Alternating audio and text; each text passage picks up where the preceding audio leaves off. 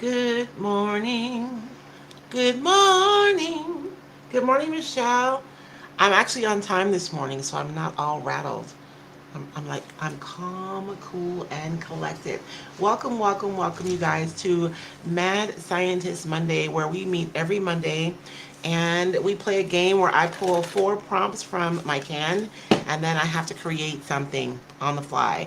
So I pulled out some things today, but you guys know how it goes. I never know what's really going to happen.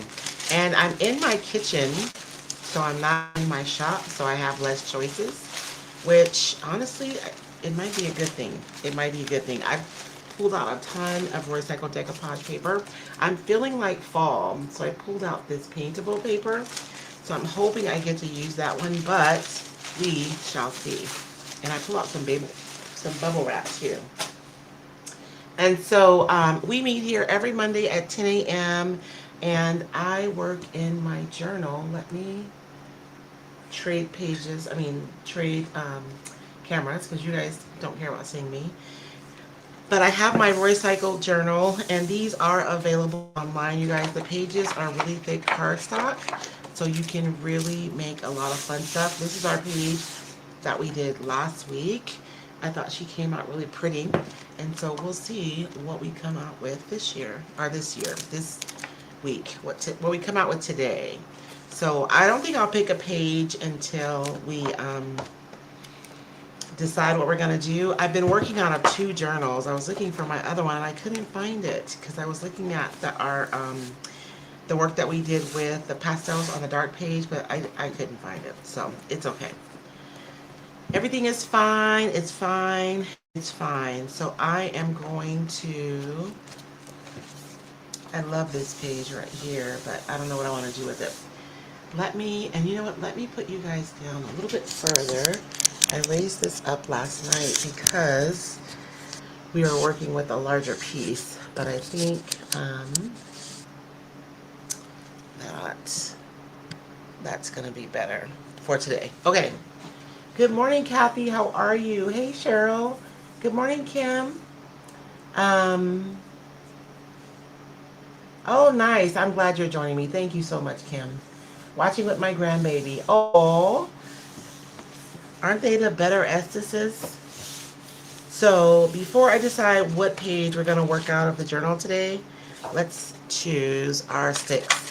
So you guys, this is a mixed media mashup game, and you can play with me, meaning I'll show you my sticks, and if you want to do like a co-working session and work in your journal with me, you can challenge yourself with the same prompts, or if you would like to get a copy of your own, you can find it here by using this QR code, and you'll receive an email, and in the email there's a sheet, and on the sheet there'll be like toppers, which are like the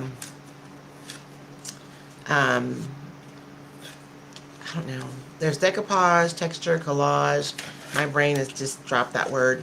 And then the prompts will be on the bottom, and so I believe there's like 4 or 5 of the categories, and then there's 4 or 5 prompts so that you can make multiple under each category. So you can either create the game yourself. Oh, I'm all showing you guys, and you guys can't even see because I have the screen covered.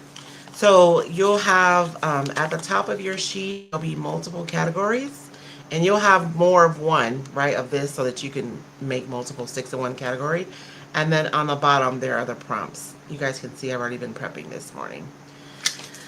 I'm going to try to paint a rose today, so I'm prepping a canvas. I'm going to try to do a single rose. I don't know why I'm dreaming about painting flowers right now. So we're going to see what happens. But let's pull our 4 sticks and see what I'm going to do today. Hey, Rajani, how are you this morning? Hey, Jerry. So let me close my eyes. Let's do a little shuffling. And then you guys can see me in the little bubble. So I'm closing my eyes, and I'm just going to pull out 4 sticks. If I pull out more than 1 stick from a single category, I'll pull something else. It's only happened a couple of times though. Okay. So we have collage, mark making, Decoupage, use decoupage scraps. Oh man, I do decoupage twice, so let's pull another decoupage. That's collage. Oh my gosh. Okay, so decoupage method I have to do medallions, which works perfectly with scraps. And then with transfers, look, I just glued it upside down. I have to transfer over a dark surface. So these three actually work really well together because using decoupage scraps usually means I have a smaller piece. Medallions is what I do when I have a smaller piece, especially when I want to decoupage it over a dark surface. So this is kind of perfect. So should we do one of our dark pages? We can just like start out with a dark page, and actually this is a little spooky, so let's do that. So we'll start out. I do have some dark pages in the Roycycled Journal. There aren't a ton, but I do have, I think there's a couple of sets of dark pages because there are times when you want to work over something dark and not necessarily something more neutral. And the dark pages are specifically like really beautiful when you work with pan pastels or pastels in general. Hey Chris, how are you this morning? Oh, nice, Dorothy. I cannot wait to see. I was telling Megan last night when we got off of our live that I can't, when you do something and you put it out there, it's fine, but the exciting part comes when you start seeing people like do like who are learning, actually implementing, and then I get to see you guys' version of what I've taught, which is so exciting for me. So I'm trying to think of what I want to do. I guess, do I even have any of my clear gesso? I do. I'm going to prep this with some clear gesso today while I think about what I want to do. And I know I've been applying product with everything but a brush, but I'm going to use a brush today. So I'm just going to put a nice even coat of my clear gesso. The pages are cardstock and they're really sturdy, but they can be a little slick. So a clear gesso is going to give my page a nice tooth, and it's also going to help to seal my paper a little bit so that if we end up using a lot of like moisture, I don't have to worry about my page. So this is going to like seal my page, and it's also going to give me a super yummy tooth that I could use to build on. And this tooth is really helpful with a lot of products. So a clear gesso is a nice, like kind of a generic base coat on your pages because it can give you enough tooth for your watercolor to lay down beautifully. Watercolor ground is the best option, but a clear gesso is a good option. It can give you enough tooth for your pan pastels or your pastels. A pastel ground is the best option, but the clear gesso is a good option, right? So this is a nice, especially if you're just starting with an art journal or a junk journal, and you're not sure what you're going to be doing. My favorite clear gesso is Liquitex's clear gesso, and it's because it's super toothy. Say that fast 5 times. Super toothy, super toothy. Where can I get the leather cat? Oh, Kim, let me give you a link. Let me give you, I do have a QR code. You can find it. Actually, this is the link for my list from last night's live, but if you go here, you'll find the leather kit there. My spooky book supplies. We're working on a spooky book over the next few weeks on my lives on Sunday night. But you'll see a list of supplies here. And if you have any questions or any problems, just reach out to me. And I can help you with that too, okay? I'm going to dry this.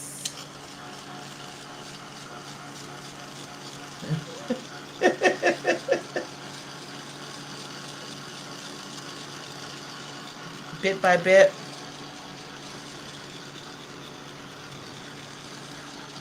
The clear gesso is so nice because it preps your page, but you still get to preserve what's underneath. And you guys know that the Roycycled Journal, like every page is a yummy piece of ephemera. Sometimes we cover up most of it, although you can still see the typography peeking through even the back of here. So sometimes we leave it and it's like a major part of our project. Sometimes we cover it up and it's just like a base layer of our project, but it still lends to it. I want to show you guys, this is why I was looking for my other journal, because I was going to talk about using the dark pages, so I'm kind of happy. I thought I had, interesting. Very interesting. I'm not seeing the picture I was looking for. Oh, here it is. So here is an example of here where we use the pastels, and we use the pastel ground over a dark paper. I actually use the not Subway, hardware decoupage paper underneath that. So we had like a dark underpainting, and then we use pastels over the top. And pastels look so pretty over black, or dark colors in general. How many of you are working in your Roycycled journals? Like either with me on Monday morning. I would like for this to be a co-working session. I find that my neurodivergent brain, I work better when I'm working with somebody else. And so I thought this would be a fun co-working session. You can carve this time out to be able to create, right? And then you could be working in your journal with me, even if you're using your own prompts. And I did want to talk about the prompts a little bit. I pull 4 prompts. My goal is to get up to 6 prompts a week. But if you're just starting out, there is no judgment. If you want to pull out 1 prompt, then pull out 1. Hey, Megan, if you want to pull out 2, then pull out 2. So you can pull out as many prompts as you want. I'm pulling out 4. I may start pulling out 5 to challenge myself a little bit more. Every time I get comfortable pulling out 4, or every time I get comfortable, right, however many I pull out, I want to add another one, because my whole purpose for this game, well, 2 purposes, is to get out of my head and just create and have fun. And the second is to challenge myself and push myself so that I come up with like new stuff, right? I don't want to do the same thing over and over again always. So the picture I just showed with the dark page with the flower over the dark page with the pastels, that is something that I don't know would have happened any other way than playing this game, because it led to a series of steps that led me there. Very interesting. I'm really wanting to paint this morning, I think. My only thing is, if I put this flower right over the dark background, it's going to make the flower dark, right? But maybe that won't be, let me think. And this is not really a scrap page, that's a whole page, isn't it? Are you guys tired of seeing my paintable floral? Because I'm tempted to go get that, but I won't. Let's use the pumpkin. I know I'll use a decoupage scrap in addition to the pumpkin. How about that? But let's have this be the main. Ooh, I have an idea. See? You guys see what happened there? This is what happened. What had happened was, when you start playing, I want to look. There's a lot on my old Halloween designs. The backgrounds are so warm. I was kind of hoping to find like just some texture. Wouldn't it be fun to have this showing through this a little bit? Let me think for a moment. So one of my challenges is to use a decoupage scrap, which technically this is a scrap because I've already used this piece. And then I have another one is to use a medallion, which we're going to do because I'm going to cut these pumpkins out. And then another one is to use a transfer. So we're going to do some extra stuff today because I just had an idea. So I'm going to cut my pumpkins out first. I'm going to cut a piece of this paper out to match. And we're going to stack these 2 on top of each other. And we're going to see what happens. I don't know. It may not work. You don't say. We will see right now.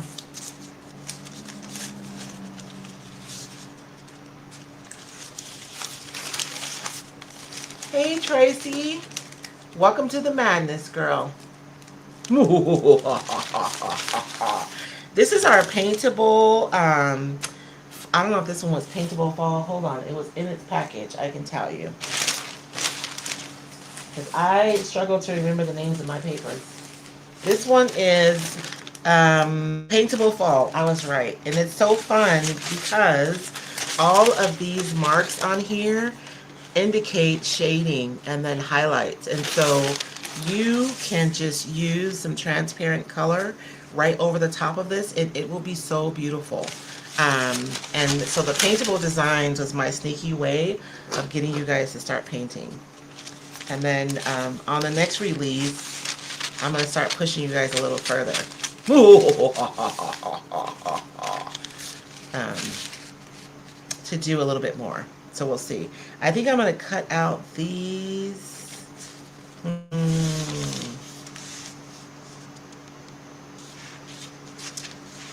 I am going to cut them because I don't mind having a clean edge for what I want to do today. I'm just going to cut out a few pumpkins because fall is here. It doesn't feel like fall. It's 89 degrees here already, and it is only 10 o'clock. So we're not feeling fall yet, but... And I am so excited. I won't tell you guys the secret yet, but I may be somewhere where I get to see fall leaves in September. And I am way too excited about it. Let me get rid of all this extra paper. I'm being a little stingy though. Like, I don't want to cut through all my stuff because I want to save it for another project. Okay. A little birdie.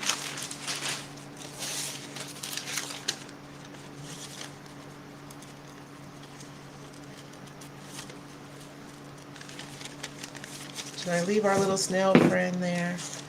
I think he's going to come off the page anyway, so we'll just go ahead and cut him out. Sorry, Snelly.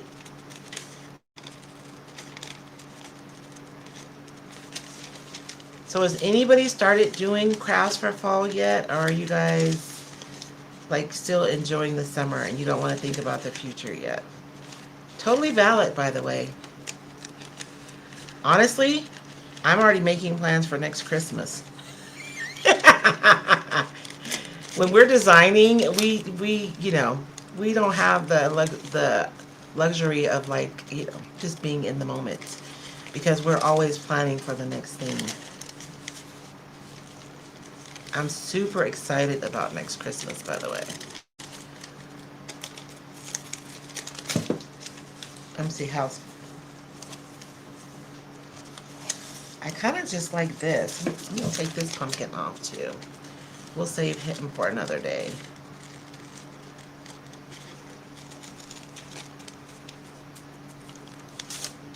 Or maybe I'll put him up there. I don't know. I'm thinking that's going to be good. I can't start thinking about fall yet. I'm a summer girl. Okay, that's totally valid, right? Michelle, you love my spooky laugh?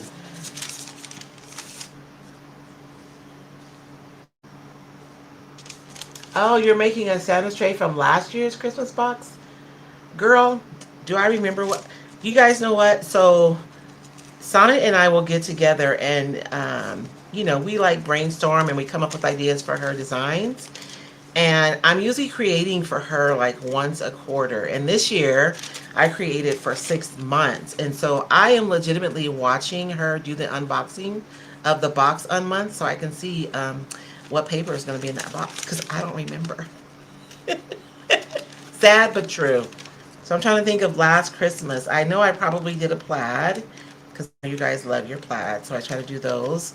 And I'm trying to think of what I did last Christmas. I don't remember.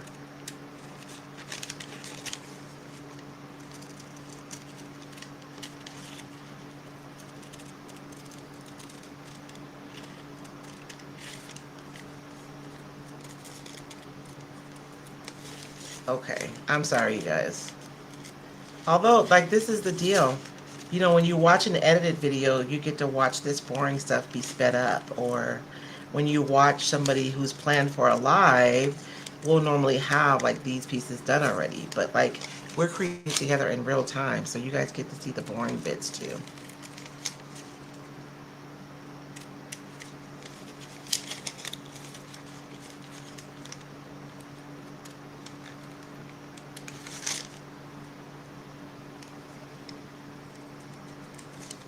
Okay. So this is a medallion, and I think I'm going to use the plastic method to adhere this one. But that's going to be cute, right? Just that little pumpkin. I'll find something to put up here. But first, let's do the experiment. And I could use, because my first thought was to use a pattern under my pumpkin, but I have all this etching on there, so I think that might be a little bit too busy. But the idea of using a warm piece of paper is just really intriguing me. And I think that this is nondescript enough, right? It's just music notes that it'll work. So I'm gonna cut, and look at that little grungy bit. You guys know I'm loving that. I'm gonna try to get some of that, but I can't because I have a stem. It's fine. It's fine. It's fine. Everything is fine. And let's trim. Don't want to cut my tree until I need it. Isn't that like a nice spooky tree right there? And this one is one of my Halloween blocks from past years. You guys check with your Roycycled retailers because they do have Halloween papers from past seasons. And I've been trying to include older designs in some of my projects. I think as a customer, it can be frustrating. Not frustrating, but like you buy a product, right? And then everybody uses it right when it comes out. And then once it's not new anymore, nobody's using it, which you might still need inspiration and or ideas, right? So I've been kind of going into my stash a little bit. And I am just going in and I'm going to trace this right around. And it doesn't have to be perfect, because if I don't cut it low enough, I'll just paint black or something around it and conceal it, but I want it to be pretty close.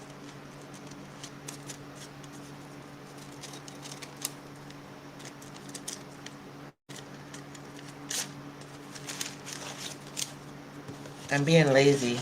It's going to cost me.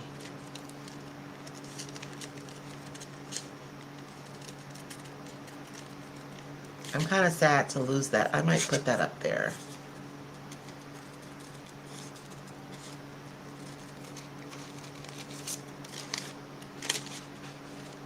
And for the bottom, I don't know how fussy we have to be.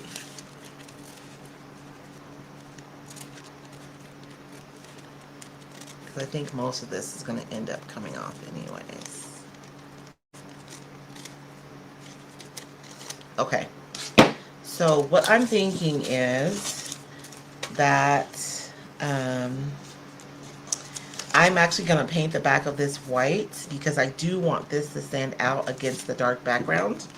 And then we'll decoupage this down, and then we are going to take steps to make this as transparent as possible so that we can have as much as possible of this underneath to show through the pumpkin. And we may still go in and add some sheer layers over the top, but you guys, the magic is in the layers. I know so often you'll see a finish and you'll want to replicate it, and you're looking at what's on top and you're upset, you're disappointed because yours doesn't come out.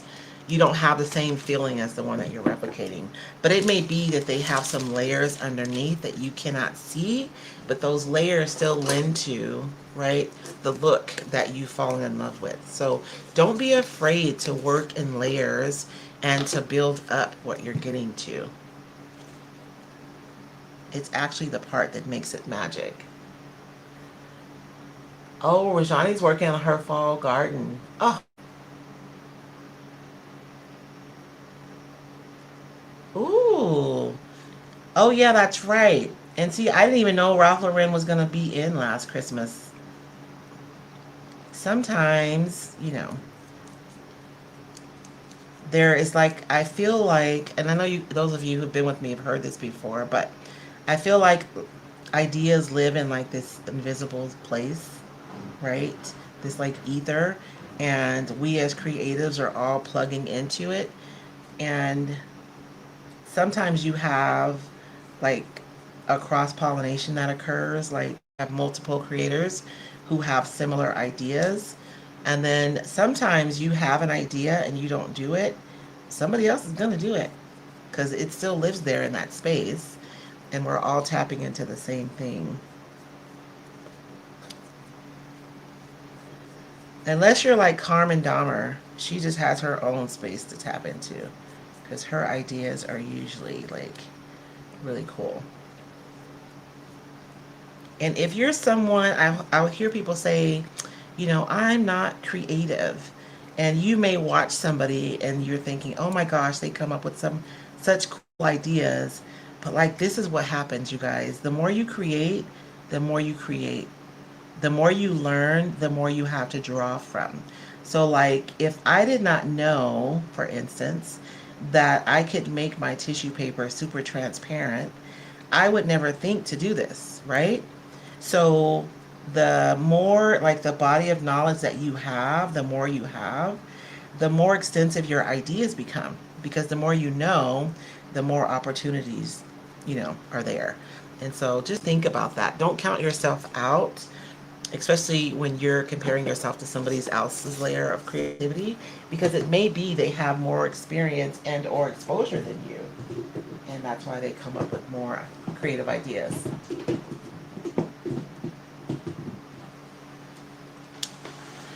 Oh, thank you. My bits aren't boring. You know what I mean, though. Usually, if I was doing an edited video, I would just like, I would have done like this and it would have been cut out. But it is good to see people work in real time because that can be discouraging sometimes, right? You look at somebody make something, you're like, oh, I can do that. And then you go to do it and it takes forever. And you think that it takes forever because somehow they're magically more talented than you. But usually we've edited out some stuff. That's why it only takes a few minutes on a video. And like, we know that intellectually, but still in our heart we judge ourselves, which is crazy, right? And so I just painted the back of this. I used Pintarch primer paste. Basically, it's gesso in white.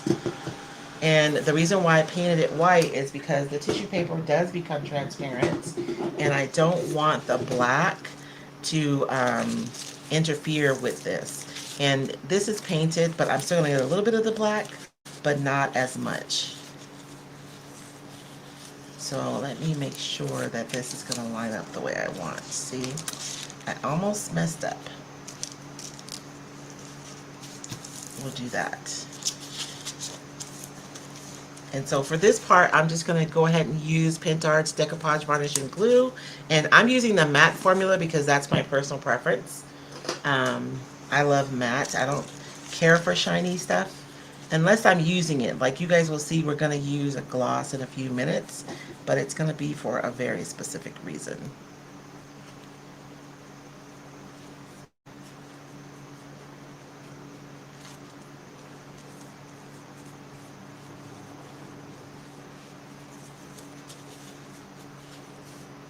I want to really get that first row down, and then I won't have to worry about everything else tacking down where I want it to be.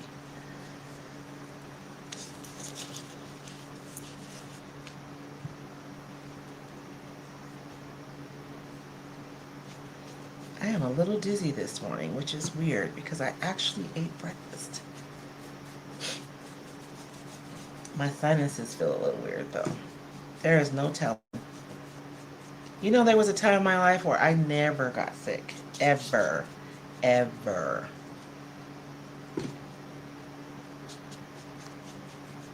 Okay.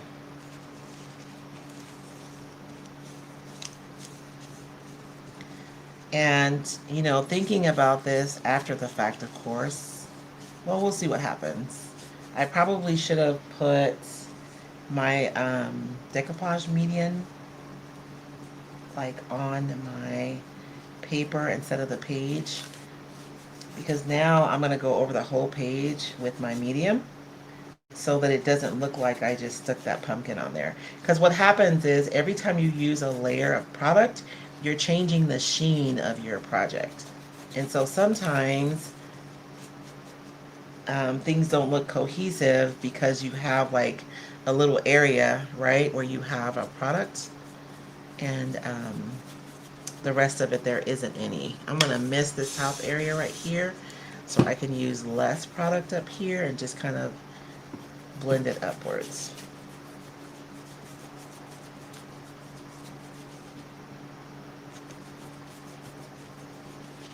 But I'm kind of going over my clear gesso now.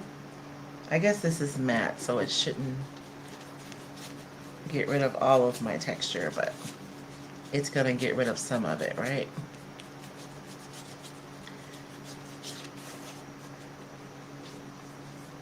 Okay, so I'm going to dry this. I'm going to go ahead and cut this.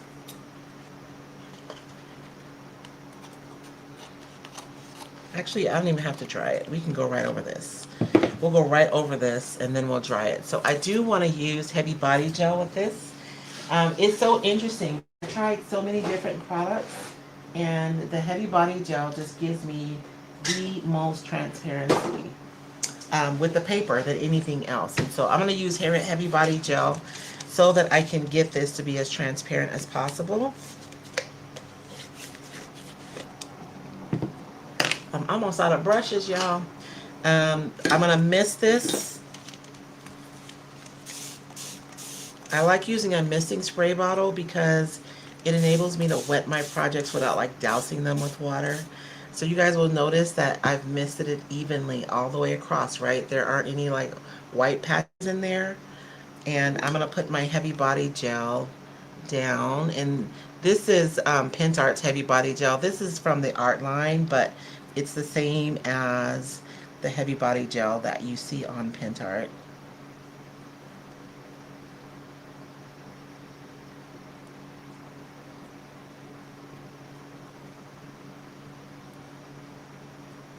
And so I'm just going to put that where I want my paper to stick.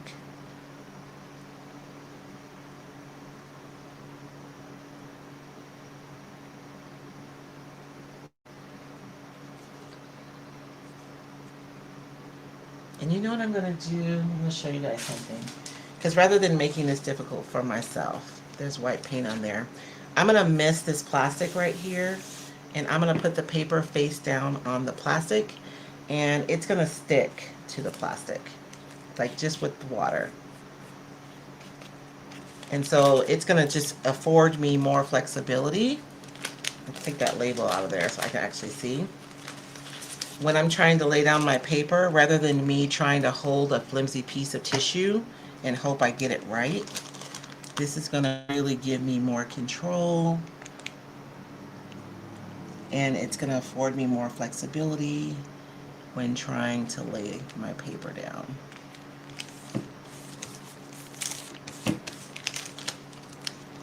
And then, and this is a medallion.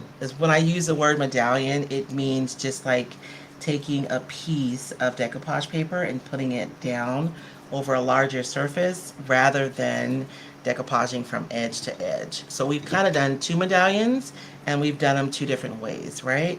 So one, I painted it and decoupaged it right down after I dried it.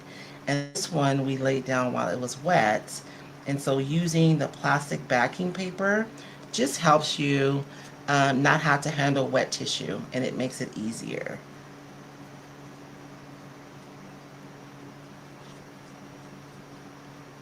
And I'm going right over this with this heavy body gel because I really do want that paper to be as transparent as possible. My poor jar, look you guys, I need to wash my brushes. I don't even think there's room in here for me to put another brush. Sad state of affairs over here. And I'm going to dry this and then we will assess and figure out what we're going to do next. I will be honest, I was hoping that color would come through a little bit more, but I think that we can just push it a little bit more by adding our own color over the top. I still like the texture underneath though.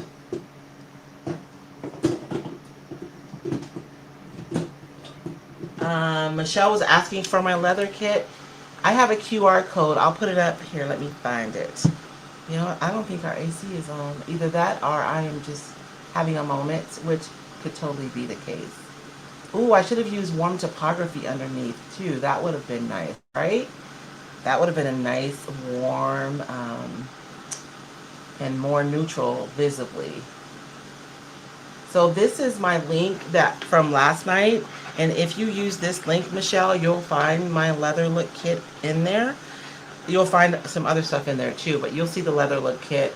And if you guys are wondering, let me see, I do have a picture of what comes with the leather look kit. You really have everything you need to make multiple finishes. Um, these are all the things that come in the kit.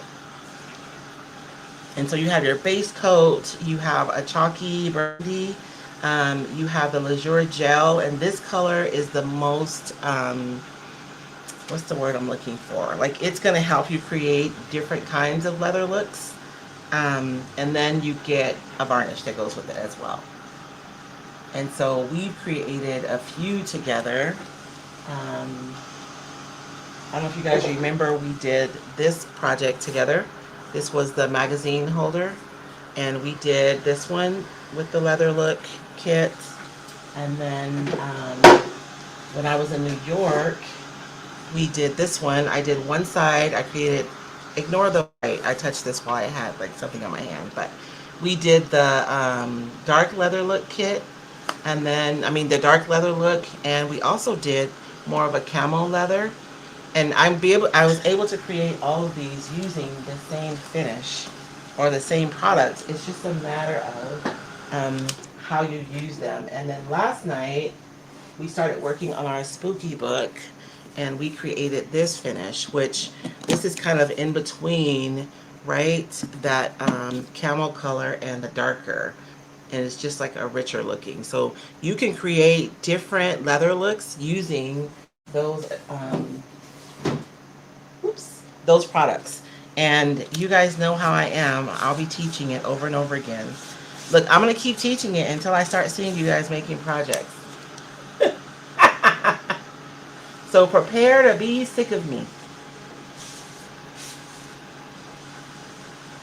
Oh, I'm sorry, Kim.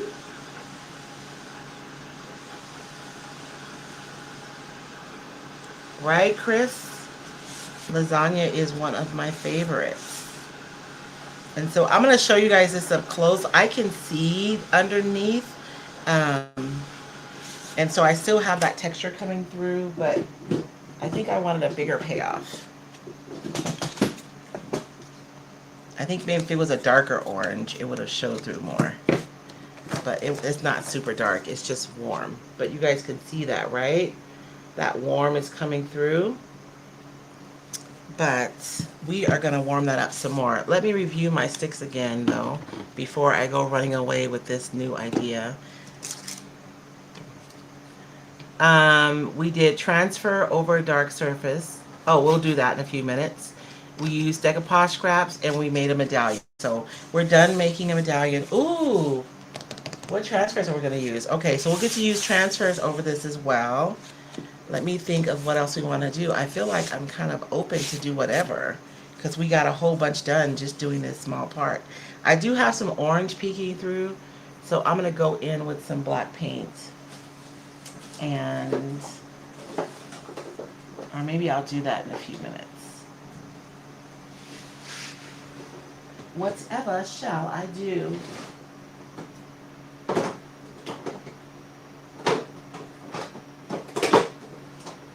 Okay. I have some black matte. This is a creamy acrylic from Pinsart. So I'm going to use that to just go around and clean the lines up around that a little bit while I'm thinking about what we're going to do next. Because I kind of want to keep the like Halloween vibe. I'm really digging it. I'm sad that I cut into my moon on my paper because I could have used that like up here.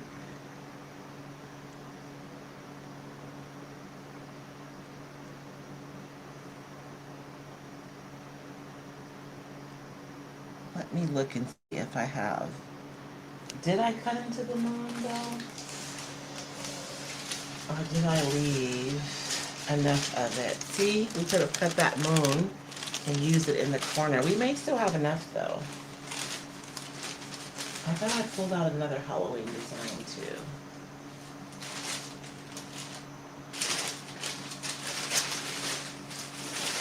Hmm. I did not. I thought I had. I'm going to need to put something in that corner to balance this out. So it's just a matter, I mean, I could use a transfer and it would be fine. But I just feel like a moon would be perfect. Right here in the corner, right? I think I can still use that. We'll see. Maybe not. That tree's kind of in our way.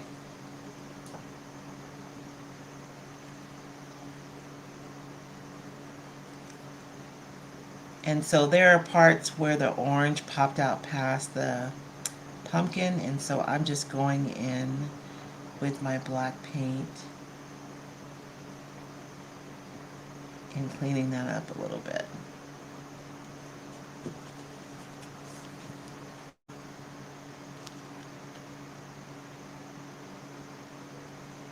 And it's kind of looking like I'm creating a shadow on purpose, huh?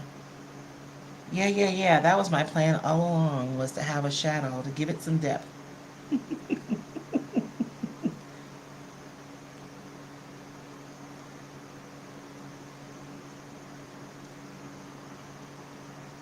How many of you guys have tried the paintable papers? Okay.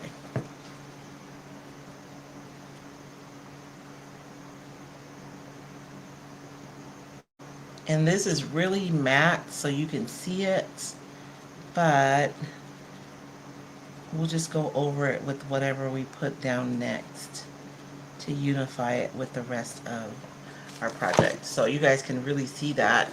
See how the finish is different, but no worries. I'll fix that when we go over with our next medium, whatever we decide we're gonna do.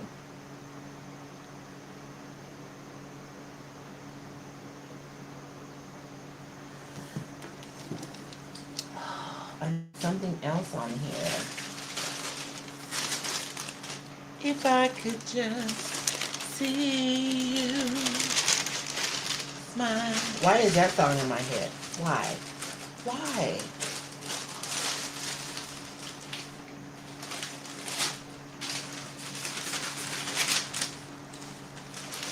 And it's always songs that I don't know the words to. Does that happen to you guys? Why can't it be a song that I know the words to?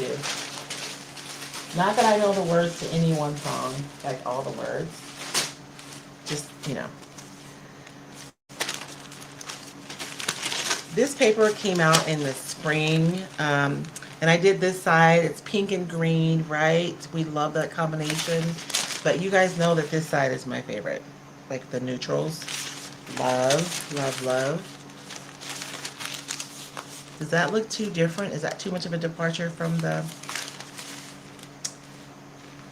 Maybe I should just use transfers.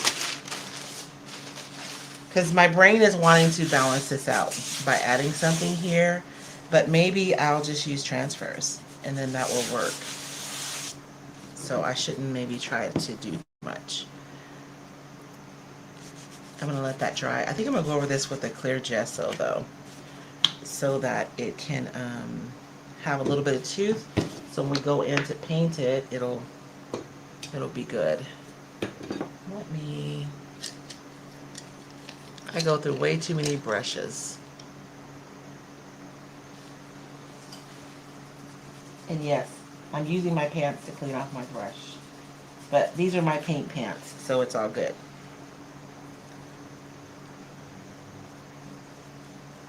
When I first started like painting furniture and stuff, I was so good, you guys. I had like painting clothes, and then, you know, over time, all my clothes became painting clothes. Just, you know, let me go ahead and put this on this page so I don't waste it. I got a little carried away. with my clear gesso.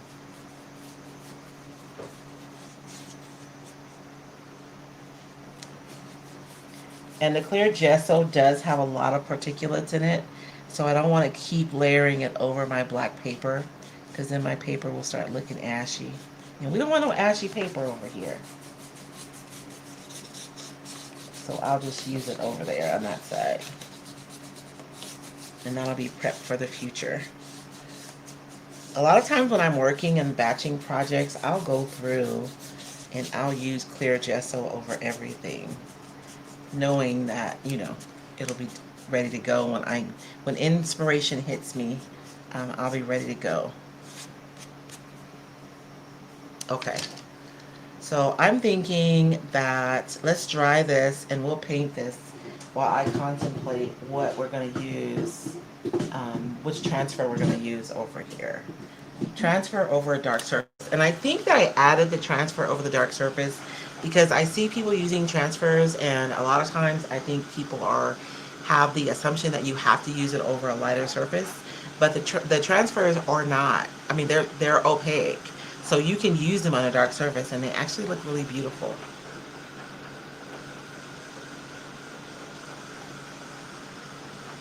Oh, sorry, Michelle.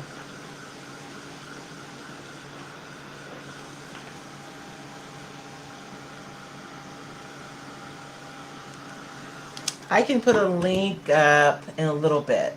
Megan is gone already. She could probably do that for me, but she's gone. Hey, Angela, how are you? Use the moon in the corner. I know, but they don't have that tree out of nowhere. Deborah, yes, I make up my own words just because.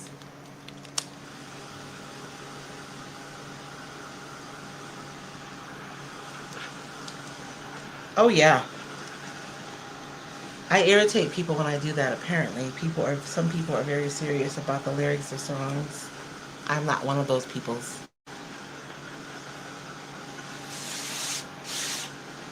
So I will make up, yes, I'm guilty. I am thinking that my inks, oh, you know what? I have this orange though. That's a red. I thought, I mean, I could make it orange, but I think this orange is transparent. I wish all the paints had like the same rules. Yep, it is a transparent. So this is a transparent orange. So we can play with this one over our pumpkins. And then I need to have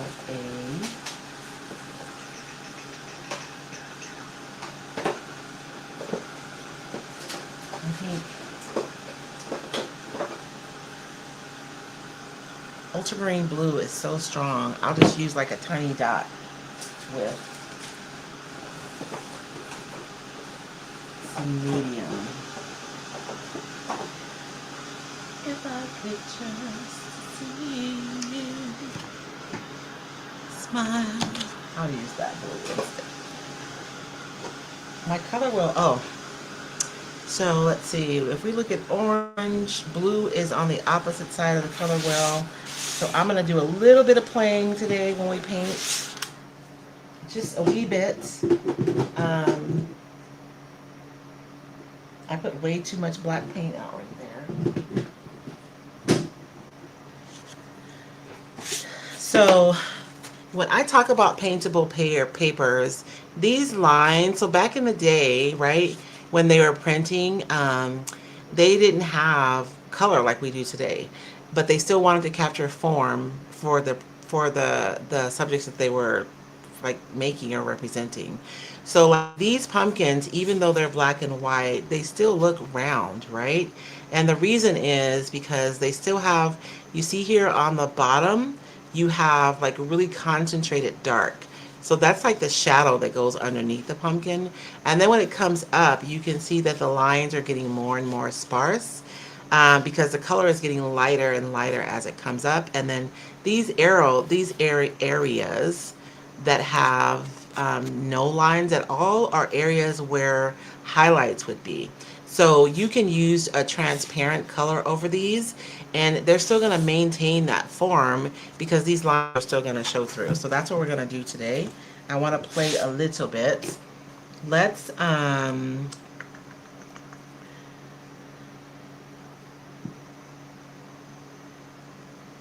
this is a really bright orange. I am going to put a little bit of blue in this orange just to like chill it out a little bit so it's not so bright. So if you have a color that's too bright, like you love the color, right? But it's just a little bit too bright, you can add its complements. And the complement is just a color on the other side of the color wheel. So when I look at orange, the color on the opposite side of the color wheel is blue. So these colors put next to each other, lots of energy, but when you mix them together, they actually neutralize each other.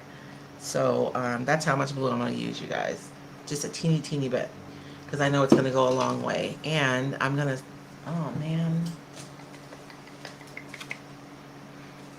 I guess I will use, I have varnish from last night. What did I do with it? I am going to use my varnish to, and this is just going to thin out my paint so that it's more transparent. You can make transparent paints more transparent by mixing them with a medium. So whether that's your, your matte medium or gloss medium that you're using, if you have like water-based varnishes on your table, you can use that, right? Um, Dark colors are always going to do more than you ever imagined. So I always like to add them a little bit at a time. Because look at how dark that blue is.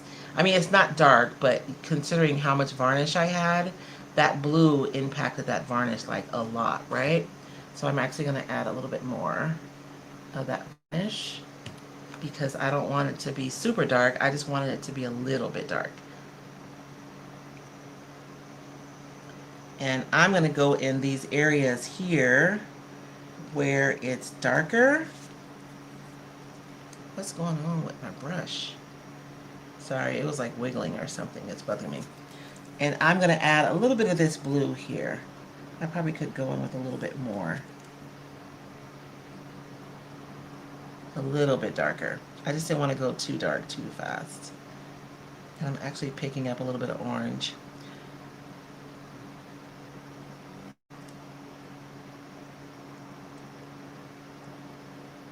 I'm being a chicken because I don't want to get too dark. I guess I'm not being a chicken. It's easier to build up color, right? The thing about working with transparent colors is you always want to go from light to dark, because if I lay down a light color, I can still see through it. But once I get up to the darker colors, it's going to be harder to see through them. So I would rather build up a darker color carefully than to lay down something too dark right away.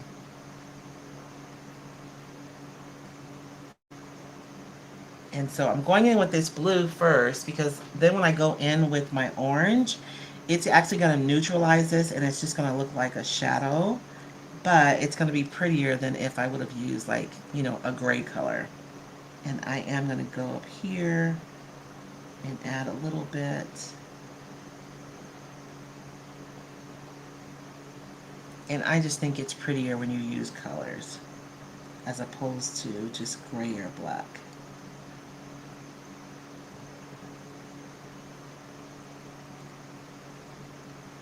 And if you're someone who's just starting out and you don't have a lot of supplies and you want to play with the Roycycled paintable papers, you can try watercolors, because you can get a pan of watercolors and you get a lot of colors at once. They're all transparent. Um, and it's a nice way to start.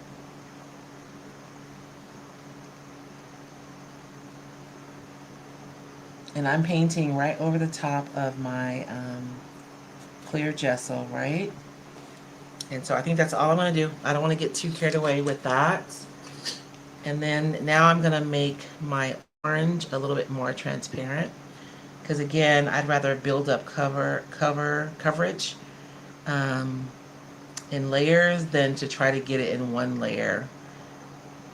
and go overboard with the orange. And this orange is like really orange. I'm gonna describe the color with its name. You guys know what I mean. This is like a pumpkin orange. I feel like this would look a little juvenile if I chose this. So I'm just gonna add a tiny bit of blue in here, and that's gonna help to like just tamp it down a little bit so it's not so bright, but it's still very much orange.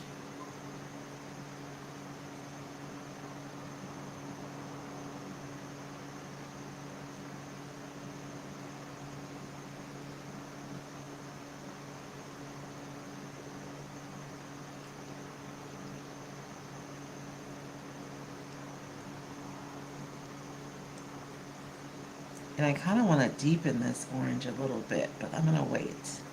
I'll let this be my first layer.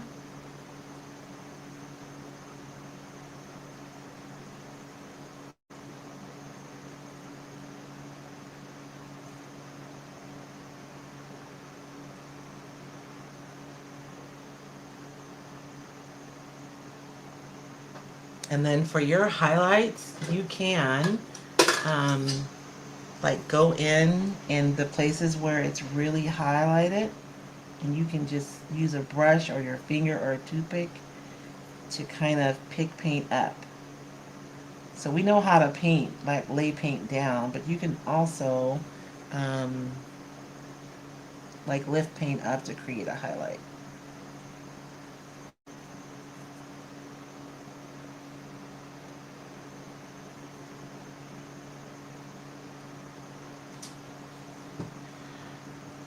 And so you can see my pumpkin. That orange is starting to neutralize that blue, but it just doesn't look like a flat black. And you see how the highlights, anywhere where you see the highlights, it means that it's like there's volume there, right? Like that pumpkin is sticking out where there's highlights. And so that's why it looks like it's not just like one dimensional on the paper, because the highlights really does is what gives it form. And then by putting shadows in there, those areas are recessing, right? Are going back, and then the highlighted areas are coming forward. And so that's how you're able to create form. That's why I love the paintable papers, because if all I did was nothing else but go over this with transparent colors, it would still be beautiful if I didn't do anything else but that.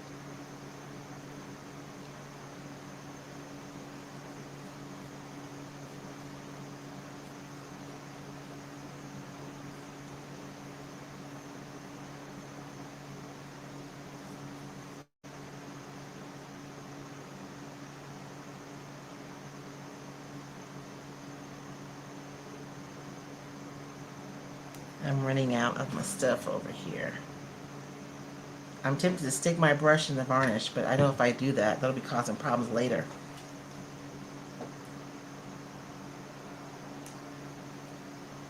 You see how much brighter that is? Let me put a little bit of blue in there.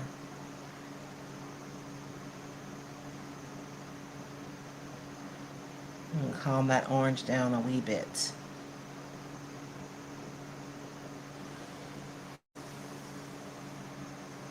Oh, good, Michelle. That's always my hope. You guys, I love teaching so much. I think because it feels like giving people superpowers, right? I'm going to use a lot of blue in this one.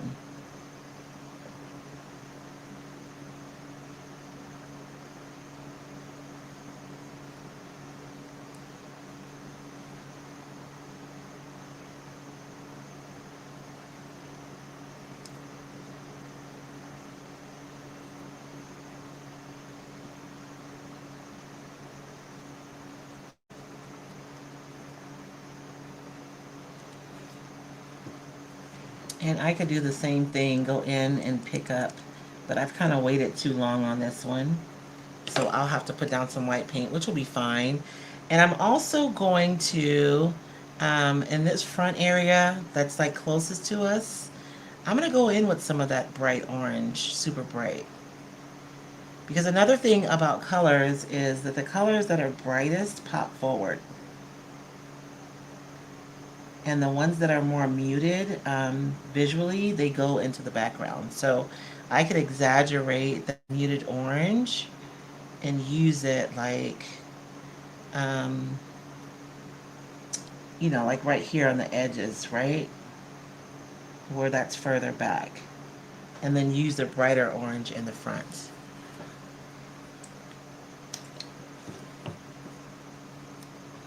I'm making a mess over here. So we also have this little guy. Do I have some yellow? I do. And another thing that I'm going to do, you guys see me working with all these different colors. One way that I can make sure that these colors are going to look good together is I can mix these colors. Like you saw me mix a little bit of blue into the orange, right? So I'm also going to mix a little bit of the orange into the yellow, and that's going to make everything feel more harmonious, like it should be together. And was that a transparent yellow? It's a semi-transparent, so I'm going to add some more of my varnish, and I have quite a bit of orange in that varnish, so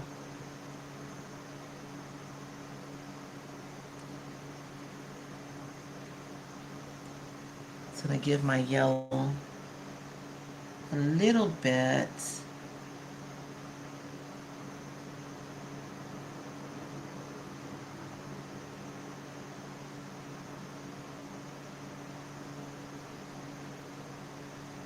And on my flower, because when we say dark or light, right, it's all relative.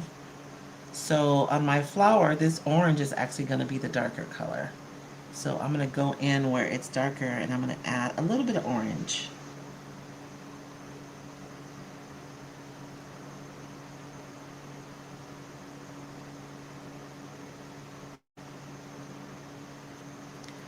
And then on the middle, I think I'm going to add everything. We'll do a little blue, a little orange, a little yellow, and we should end up with something fairly neutral.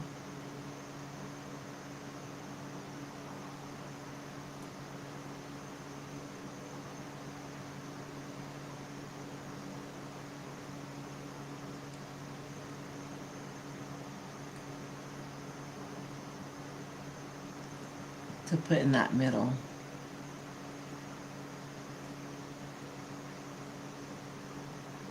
Pick up a little bit of black. I don't normally, black to me flattens everything out. So I remember the first year at my retreat, I had paint and I didn't have any black paints. I thought there was going to be an uprising, but it wasn't. Everybody survived. It was fine.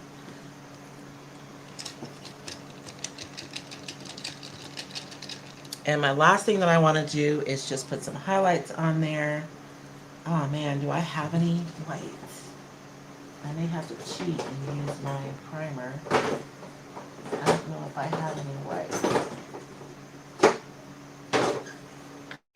It's okay. We're going to have a make it work moment. We're going to use some primer.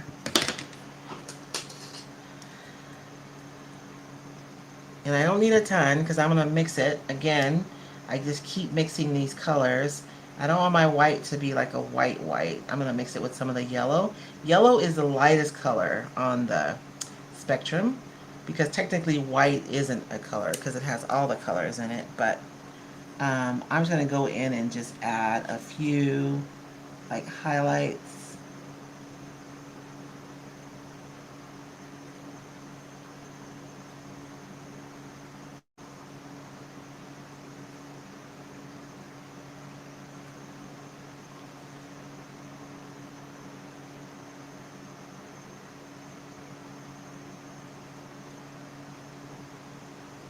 And then you guys start giving me ideas for what transfer I should use on here. What do you guys think?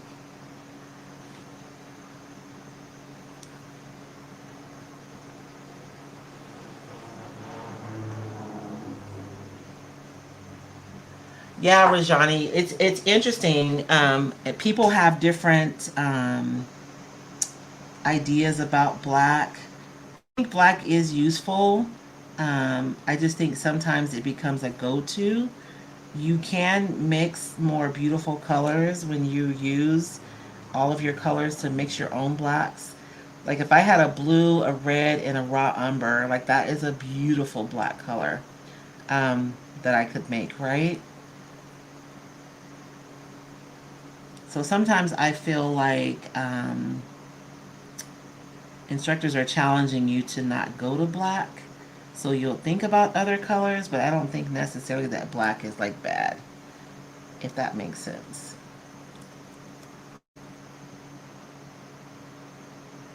This pumpkin is nubbly. It has all kinds of little nubs in there, which I'm probably not going to get all of them.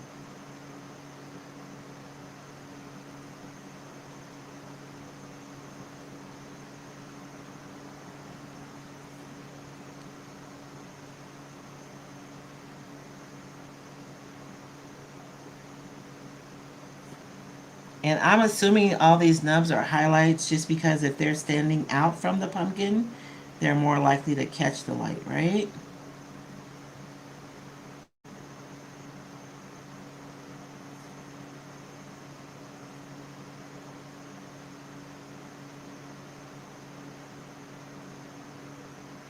And a project like this can be really, really fun.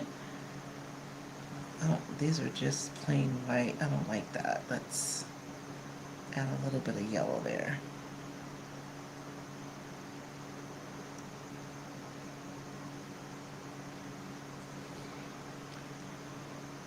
Oh yeah. And the same thing with using white as a highlight. There's nothing wrong with it. You know, people say you should never use plain white. I think that, for instance, if I wanted to take plain white and just use it here at the very top for my highest highlights, although this is not going to be, this is just not very opaque, so I'm not going to be able to get the pop that I want. If you want to have like little pops of highlights, you know what I mean? Like super, super reflective highlights, you can use a plain white, but I mean, you know, people say not to use plain white. But you know what? At the end of the day, it's your stuff. You can do whatever you want to. I'm just going to mix this blue and make me a little green for my stems, but that's like super green, really bright. So I'm going to add me a little bit of orange to like dirty it up a little bit. We don't want a bright, bright green stem. So you know how they talk about muddy colors and they always use it like it's a bad thing, but like in this instance, I am literally mixing a muddy color on purpose, right? So I don't think muddy colors, there aren't good or bad colors. It's just a matter of like what you want in the moment. And understanding how colors work and being able to mix what you need can be really powerful in your design process. And it's why I'm so passionate about teaching it. And it's not magic. There is a science to it, which means that you can learn it, right? I taught my color theory in person for the first time, like a full-on course, and I still didn't get through everything. So I'm probably going to be offering that online. Um, right now, I got to get my cooler on my little shed, my list shed. I had a company come out and give me a quote, and I just feel like, I don't know. When I get a quote, I want to get a quote with line items that tells me what everything costs. Labor, what the parts cost, everything. This one, it just gives me like a chunky number on the bottom, and then it lists everything. So I have no idea. Like, what am I paying for what? So I'm going to be asking for another company to come out this week, and I think they overcharged me. Because like 18 BTUs on my little bitty shed should be plenty. I don't need 24. That's a lot. Anyways, I digress.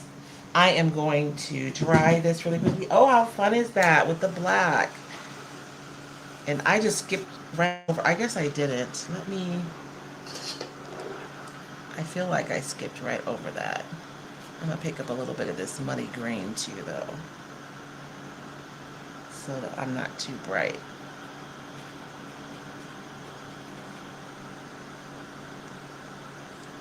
Okay. So the paintables are super fun, right? And you can put them on anything, especially if you do like a medallion like we did today. then you can paint them and your background can be whatever you want it to be. And honestly, if you were worried about the edges, of this, like if you didn't want your edges to show, you could take your heavy body gel and just kind of spackle your edges down around the whole thing and then go in and paint it, and you won't be able to see the edges of the paper at all. They completely disappear. Oh yeah, I could put some green on the nubby spots too. There's a lot of nubbies. You see, I ran out of patience real quick, Chris. I put just enough on there.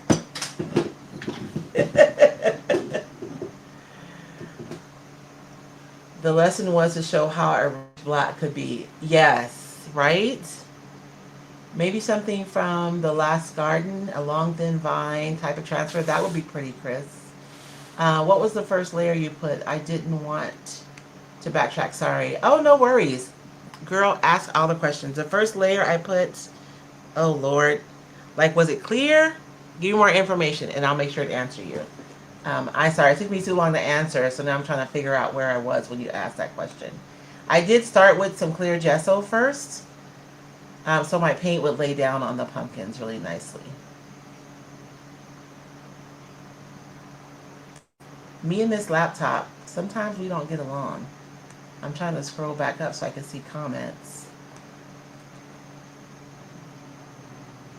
and it's not cooperating with me.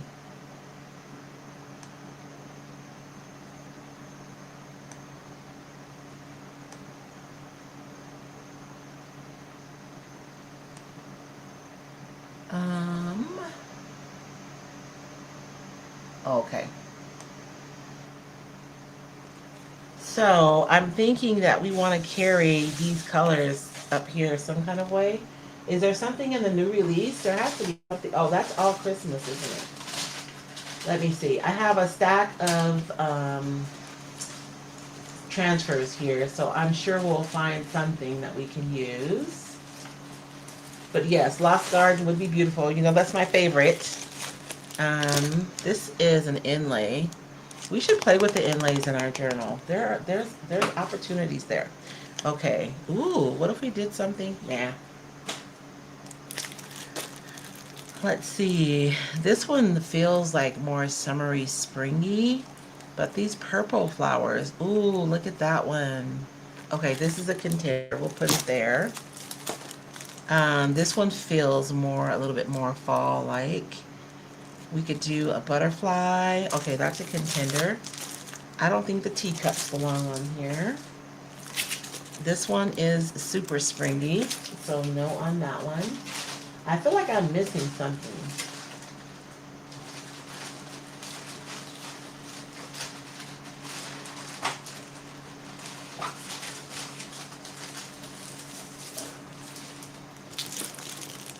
Ooh, this one. Let's open this one.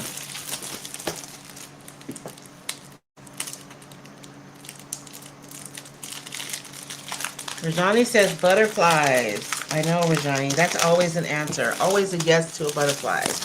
Whoops, I dropped my stick. I don't know what I did. Oh, these are all Christmas though, aren't they? All the new release are Christmas and I'm in fall. Okay. So let's see the scale of these. Look at that. No. Sorry. I'm just saying, sometimes even in the larger ones, you can find like a little sprig or something that you can use.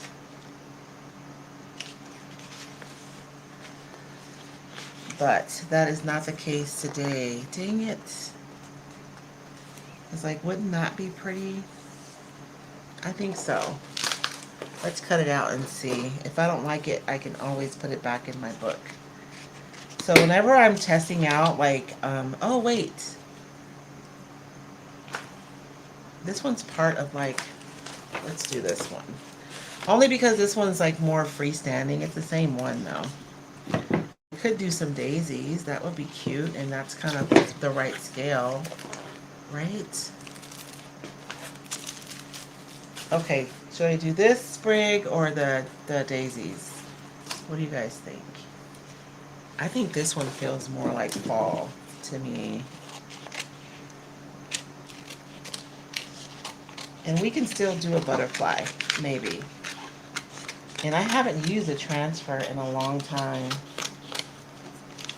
I will say that my experience has taught me that the transfers, they don't dislike the gel, the clear gesso, but they don't love it either.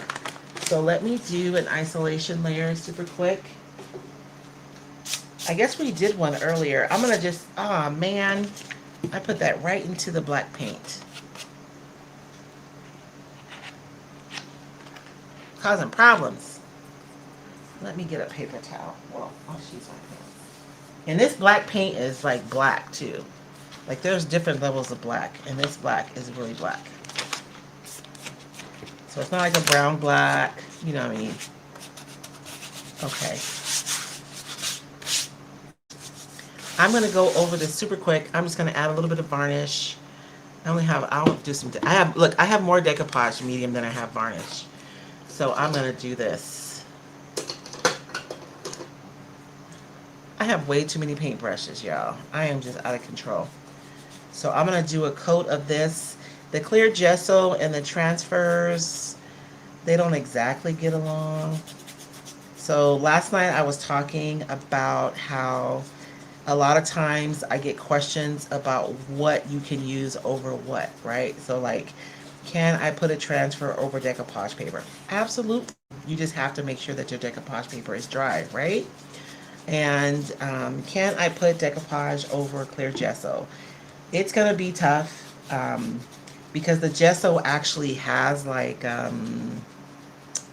como se dice? It's not just clear. Like the texture that you're feeling is gesso, and it can interfere with the transfer's ability to adhere. I'm gonna go ahead and cover this whole page so that everything is the same sheen and looks nice and cohesive. Um, and that gesso can interfere with the adhesion a little bit. So we're just gonna do an isolation coat, which means we're isolating everything underneath and we're creating a whole new surface to work on, right? But because our isolation layers are clear, it doesn't matter. Because once this dries, you'll be able to see through to the bottom layer anyways.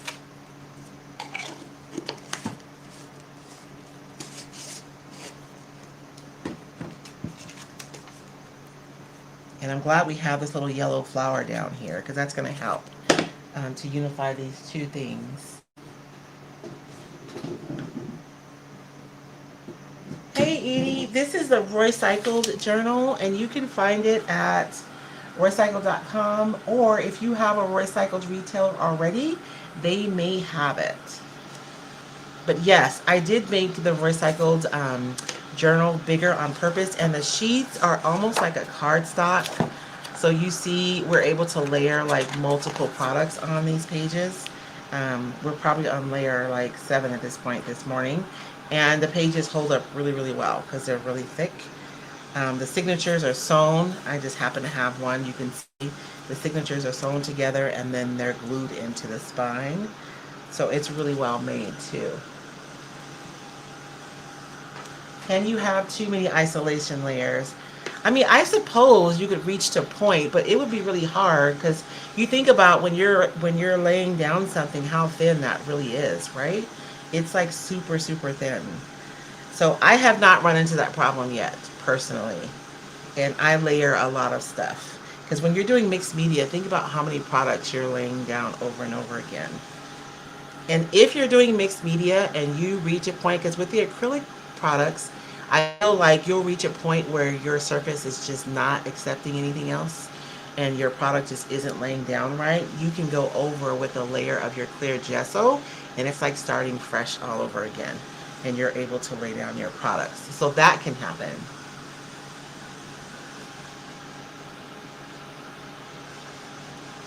Okay, Rajani, we'll do a tiny butterfly. Absolutely. We need to have some like movement or life, right? What do I do with my piece of transfer? Oh, there it is. And I like the mum, but I almost feel like I'm gonna have to do it off edge because it's kind of too big. If I could just see you smile.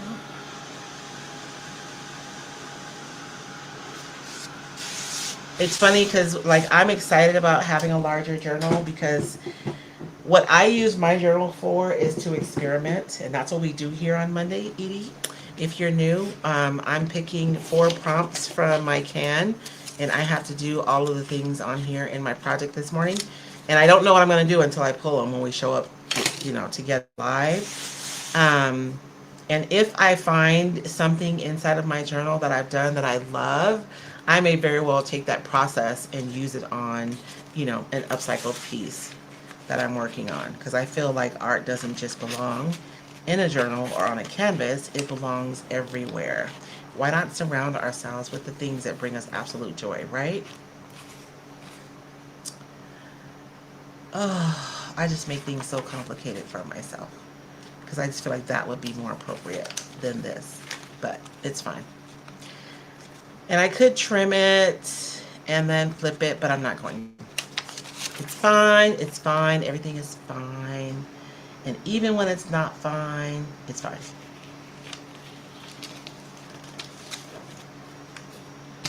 I'm going to use one of my sticks because, and you know what? Okay, so one problem I may run into is that we have done so many layers of products. We've done paint and gesso and decoupage medium. And so even though my page is dry to touch, it may not actually be dry. So if you're layering a transfer over a mixed media piece and your transfer isn't laying down properly, it's likely because you have moisture that still exists on your project. And the best thing to do when that happens is to go ahead and like apply your transfer, but then just walk away. Just walk away and leave it and let it dry completely. And when you come back, you'll be able to finish the transfer. But if you keep trying to pick it up, and if there is a lot of moisture and it's not transferring, then you're just going to ruin it. So let's see if I'm going to be able to do this or if I'm going to have to come back and finish it.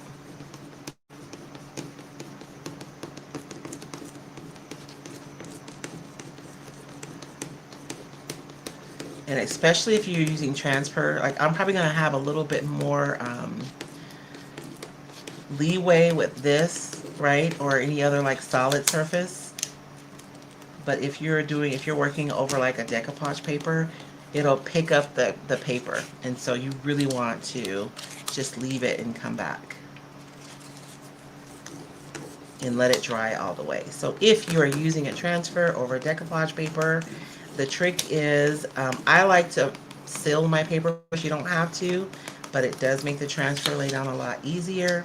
And then make sure that your paper is completely dry before um, applying your transfer.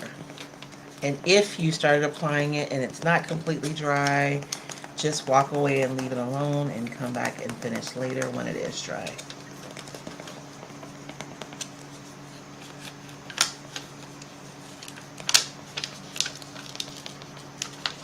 Oh, I got away with murder today. Okay.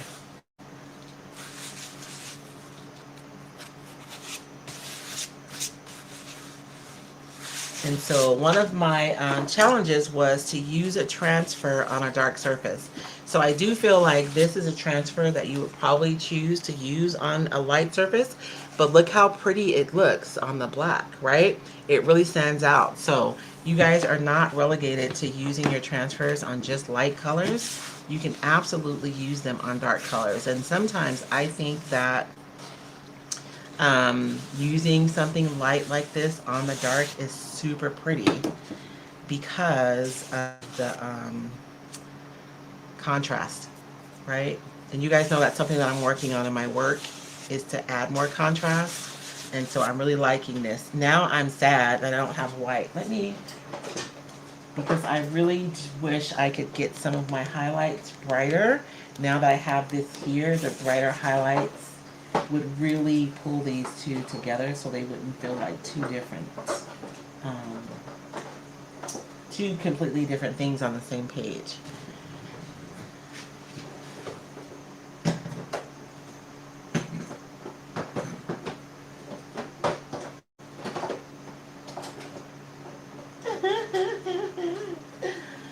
And I have titanium white, but it's fluid acrylics. Let's see what happens.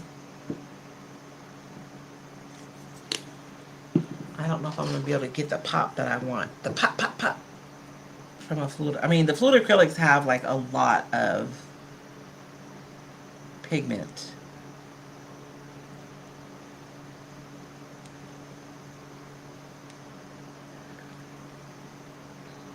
I'm going to mix a little bit of yellow in that.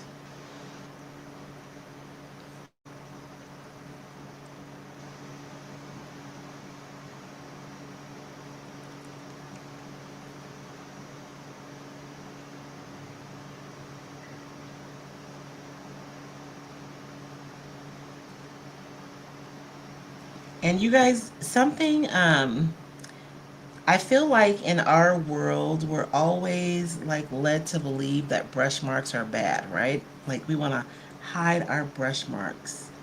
But I do think that when you can see a brush mark, it makes something look more painterly. So don't feel compelled to always, you know, have your brush marks be hidden because there is value in having them show. You guys think that brightness kind of pulls it up a little bit more, right? It looks really bright on camera. It's not that bright. I mean, it is, but it's not like, it looks super bright on camera. I am going to mix a little bit of green. The green in this is a lot muddier than my green is. So I am going to mix another green. And if I want my green to be muddy, then my blue is here and my orange is there. So I'm going to mix those two colors so that I can create something beautifully muddy. I'm probably going to need a little bit more yellow than that. And when I'm mixing colors, I always mix my dark into my light, right? If I tried to take this yellow and make that pile right there green, I would end up with a big old pile of green that would be, because the impact that this blue is going to have on this yellow is going to be way more than this yellow can possibly have on that blue. And you guys will see what I mean. I'm going to take a little bitty dot of blue, and you see that? Like right away, right? It made it green with just that little bitty dot of blue. Now imagine me trying to mix enough yellow to make this big old pile of blue here green. I'll be mixing for a very long time. So I'm taking like the most minuscule amounts of blue on my brush to make this green. I do want my green to be dark. That's why I keep mixing it.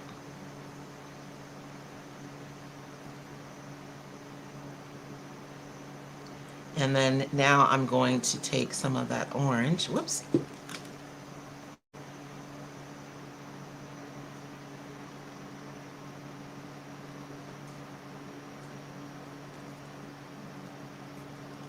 And I'm going to mix that in there so I can have me a nice, beautifully muddy green is what I'm after.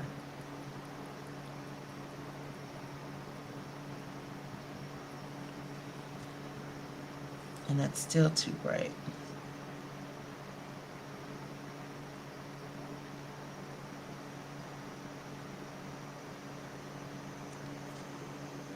And I don't need it to match perfectly, but I do want it to be like the same tone of green so that my pieces look more, my elements look more unified, right? And I'm not even going to put that green everywhere. I'm just going to add it to my stems.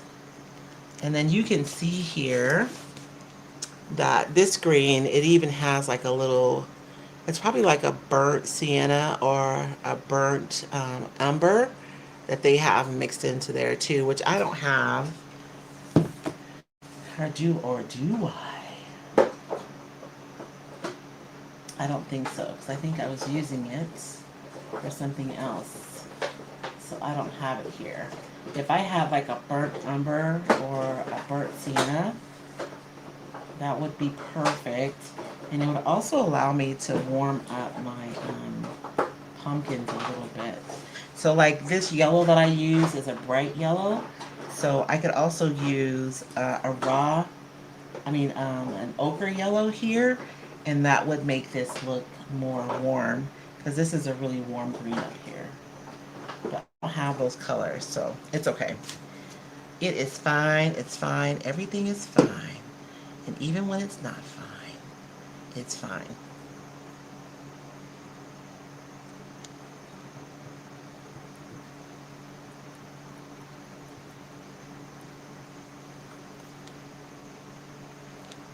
And I'm just trying to bring my colors to the same tone so that my piece looks more cohesive.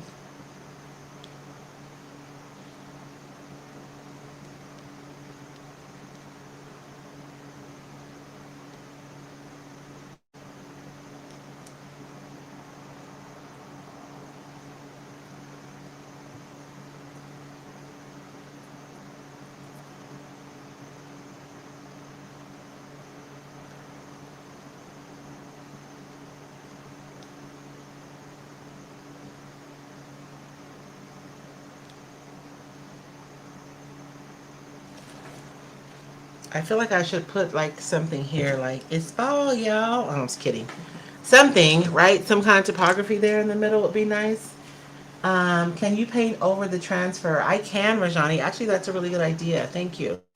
I'll bring the colors that we're using down here into the transfer. Now, if I wanted to do this perfectly, I would probably go over this transfer with a little bit of the, como se dice? The clear gesso. But yes, you can paint over the transfer.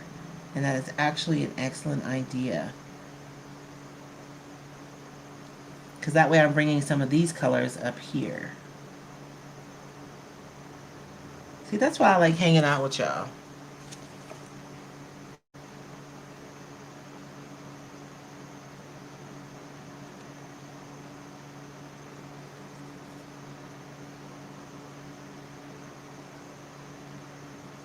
And I'm just adding a little bit, not even a ton, just a little bit of the colors and the tones from down here so that I want these two to look like they belong on the same page.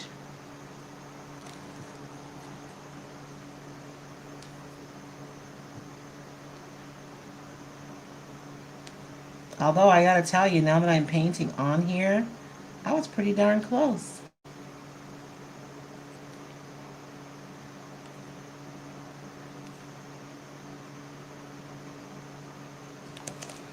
Okay, so I've done a little bit of painting on the transfer. You guys can see it there.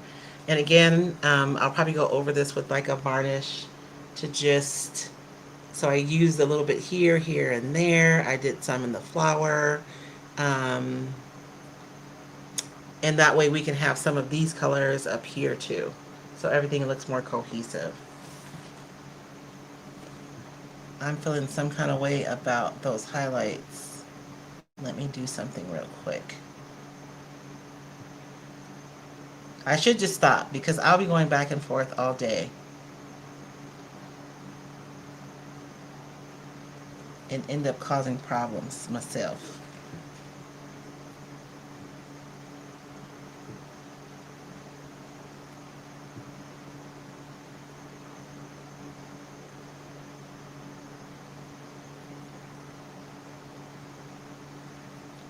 If I could just see you smile.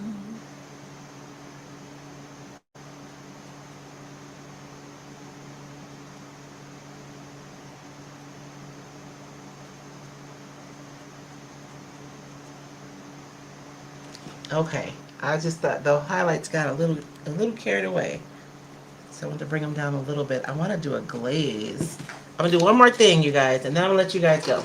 I mean, you guys can go whenever you want. You don't have to stay. But if you're nosy like me, you really want to stay because you want to see what it's gonna look like. When I look at paintings, I tend to follow the brushstrokes with my eyes. Yeah, I just feel like we've been all trained to not show. Everything we do is like, so the brushstrokes don't show, so the brushstrokes don't show, so the brushstrokes don't show, right? And it's generally because we're like painting furniture or home decor and you want it to look smooth. But when you're working like this, you want your brushstrokes to show. Like, that's the beauty. That's like proof almost that human hand, right, is what made it and not something else. So I'm just going to make a glaze and I'm going to glaze over everything. And the glaze is going to be like barely orange. But what it's going to help me do is unify everything. Because I feel like I may have gotten a little carried away with my highlight. So we're going to just bring them down a wee bit. I've ruined that lid on the paint. So I'm putting like, I don't know, 2 parts varnish to 1 part paint to make my glaze. I'm still going to add a little bit of blue. Oh, is that going to be too much? Shoot. You see that? You see how quickly it happens? And I knew it, but I still went anyways. Let's see if we can salvage all this.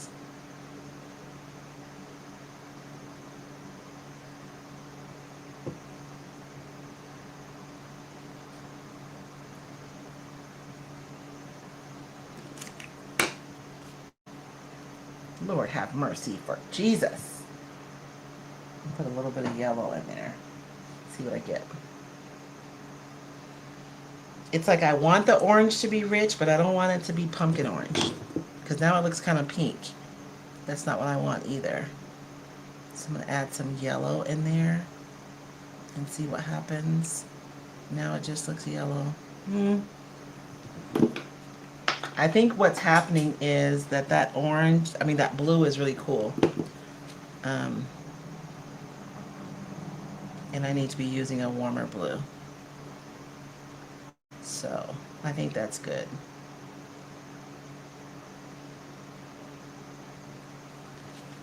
And I'm just going to glaze over everything. You guys, a glaze is a super like wonderful way to make corrections because then you're not starting from scratch. It's almost like a reset button. It unifies everything. Um, and if I want to go back in and add more highlights, I still can. But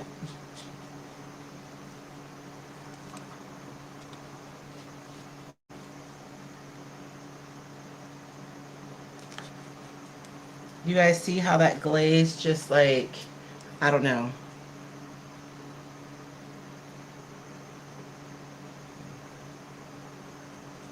I still have my highlights there because the glaze is transparent.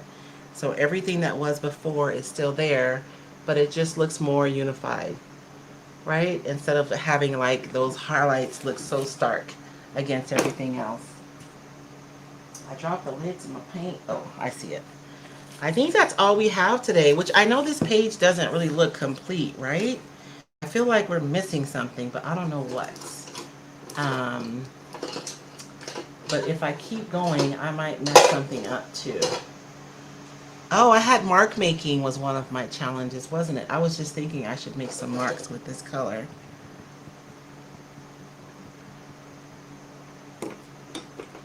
Maybe, so I have all this orange and I don't have any orange up here. So let's do, what do I want to do? Oh, you know what? I brought out that bubble wrap. Let's do that.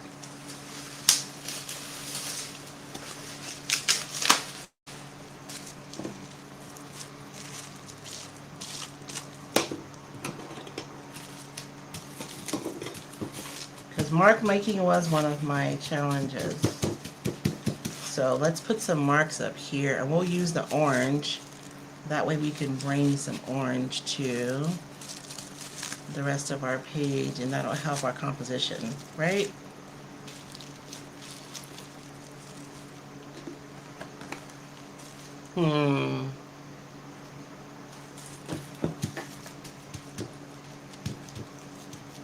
I need some ochre yellow is what I need.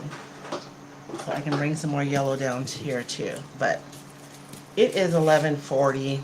My poor husband will be home for lunch in a few minutes. So I think we're going to stop here. Let's review. Um, like we have yellow here, but I do think I need yellow. But the yellow that I have is a really bright like yellow. And I really need an ochre yellow to bring into here. And I think that would make it feel more cohesive. But let's see what we have. Because remember, today is all about experimenting, right? And seeing what happens and challenging ourselves to do things that are new. So every page is not going to be wonderful, and that's okay. As long as I walk away learning something from every page. I am happy with the paintable pumpkins. I think they came out super cute. I just don't know if these two belong on the same page right now. It is a struggle that I'm having. Um, Maybe I should have taken this flower right here and used it down here somewhere. Something. I need to bring this over here some kind of way. And I still can. There's maybe a piece on the transfer that I can use down here to make it feel more cohesive. But our challenge today was to use decoupage scraps, which we use under our pumpkins, right? And for the record, I can still see, even after all the stuff we did on top of here, I can still see the music sheets underneath here from the paper that we put underneath. It's barely there, but it's there. I can still see it. So we used a decoupage scrap. We use our transfer over a dark background.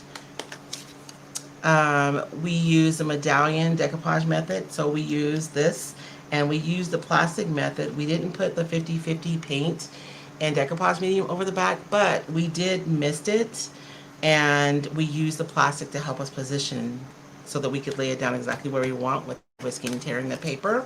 And then we did a little bit of mark making with our bubble wrap by bringing this orange up here a little bit. You guys know I want to finish this so bad, but it's fine. It's fine. And I kind of don't want to get rid of my creepy hand right there. I like it because we want to do something to celebrate fall. So this is my page for today. I hope you guys enjoyed today's experiment. And if you guys are doing experiments in your own journals, I would love to see them. Yeah, the glaze really helped, right? So Michelle, yeah, the pages are super heavy. Like you guys saw how many layers we put on today's page. Oh, I'm trying to take that off, but that's actually the decoupage paper. We did a lot of layers on top of this, right? And you guys can see that this paper is perfectly fine. And when I get ready to use the other side, I'll still be perfectly fine. So they're not quite as heavy as cardstock, but they're really close, Michelle, to the filling of cardstock. So I did them that way on purpose because I wanted us to be able to use like multiple products on the pages without having to worry about them falling apart. Thank you for joining, Deborah. Thank you. Thank you, Tracy. Do you have a post for your project? Do you have a post for your project sticks? So do you, a place for you to post your project, Tracy? I mean, Kathy, who's asked me? Tracy. Let me see if I have a QR code. I have made a group, especially for us to share more of like our mixed media projects. I know I've been around a long time, and I feel like I have different people. There's a lot of overlap, but I have some of you who really enjoy the mixed media more than the upcycling and vice versa. So if you're looking for a place to really explore mixed media and to be able to share your Roycycled Journal pages, the Growth Lab on Facebook is the group that I have, and there's a QR code to that. You can also look for the Roycycled Growth Lab on Growth Lab, not Gross Lab. Don't look for that. Growth Lab on Facebook, and you guys can find that group. And inside of that group, I'm fired. I didn't even do a Share Your Project Sunday post yesterday. I'll do one today so we can share our stuff today. So that's the place where we're really sharing our mixed media pieces, our journal pages. If you guys are working in your journal and something isn't working, or you're having any kind of like struggles, or you have a question, please, please, please post your question inside the group, and I'll be happy to answer. Because I want to encourage you guys to, I think she means the sticks. Oh, yes. If you want the sticks, they are available. The sticks I found on Amazon, these are actually like tongue suppressors. But if you want the game, it's the mixed media mashup game. And here is the QR code to that. So this is a mixed media mashup game. It comes on a sheet, and like you'll see 5 collages, right? Because you'll have multiple challenges for each subject. So there'll be like 5 for collage, and then there'll be like 5 challenges. And so you're gonna put your subject at the top of your stick. I keep doing this. You're gonna put like the subject at the top of your sticks, right? And then the challenges on the, it's your stick. You can do however you want. This is how I've been doing it though. And you're going to have multiple collage challenges, multiple decoupage, right?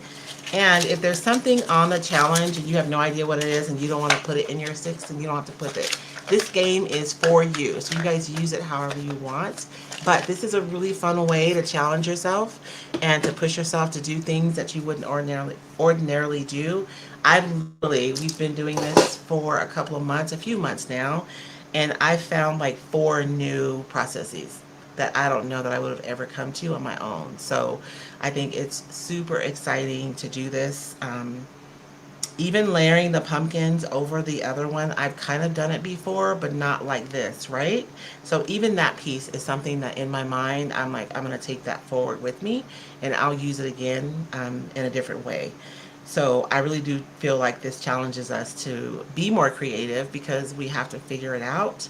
And it pushes us to be brave because there's no judgment. This journal is for you, and you don't have to share with anybody if you don't want to. The whole purpose of my creating this journal was to create a safe space for you to be able to experiment without any judgment so that you could find your own creative voice and your own creative courage. So thank you guys so much for joining me today. I honestly, I say all the time that my grandmother used to say you could make more money, but you cannot make more time, right?